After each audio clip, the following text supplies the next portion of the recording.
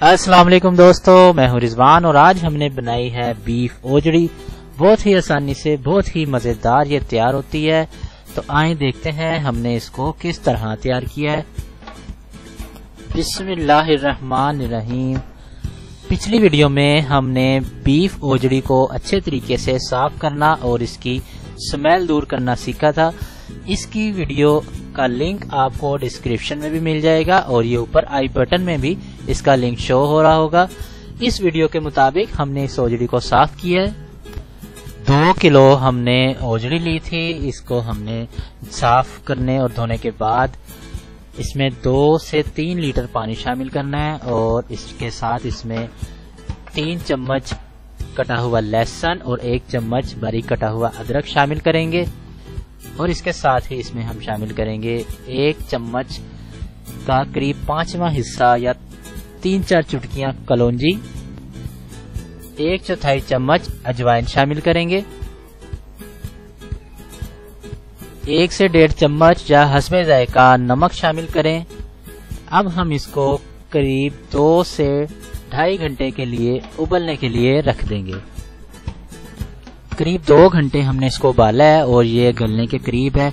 बाकी हम इसको मसाले के साथ गलाएंगे।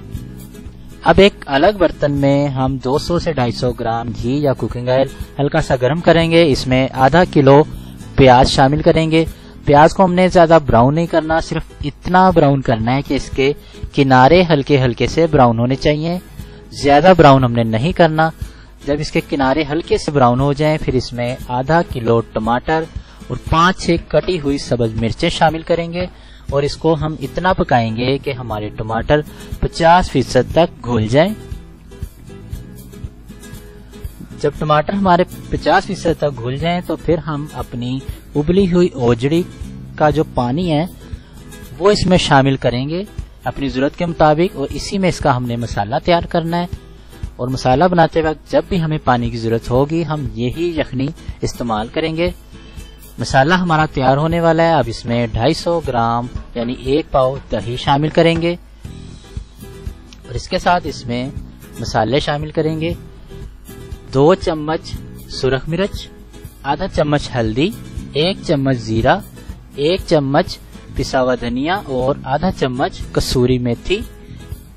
इसको मिक्स करेंगे और हम कुछ देर इसको 2 से 3 मिनट हम इसको पकाएंगे। अगर जरूरत हुई तो हम इसमें पानी भी शामिल कर सकते हैं। 2 मिनट पकाने के बाद हम अपनी उबली हुई ओजड़ी इसमें शामिल कर रहे हैं। ओजड़ी शामिल करते वक्त जितना हम पानी रखना चाहते हैं इसी वक्त ही हम इसमें पानी शामिल करेंगे। अगर आप खुशक रखना चाहते हैं तो पानी कम शामिल करें, वरना आप अपनी मर्जी के मुताबिक पानी इसमें शामिल करें। अब इसको हमने इतना पकाना है कि हमारी ओजड़ी में जो कसर रह गई थी, ओजड़ी जो है अच्छे तरीके से गल जाए। हमने तकरीबन 15 मिनट इसको पकाया और हमारी ओजड़ी अच्छे तरीके से तैयार हो चुकी है। अब हम चूल्हा बंद कर देंगे, इसको डिश आउट करेंगे और अपनी पसंद की कुछ चीजों से गार्निश कर लेंगे। तो ये लें जनाब, हमारी मजेदार साफ सुथरी बीफ ओजड़ी बहुत आसान तरीके से तैयार हो चुकी है। बहुत आसान है, आप इसे जरूर बनाएं और हमें कमेंट में जरूर बताएं कि आपको कैसी लगी। वीडियो पसंद आए तो लाइक करें, शेयर करें, दुआओं में याद रखिएगा। अल्लाह हाफिज।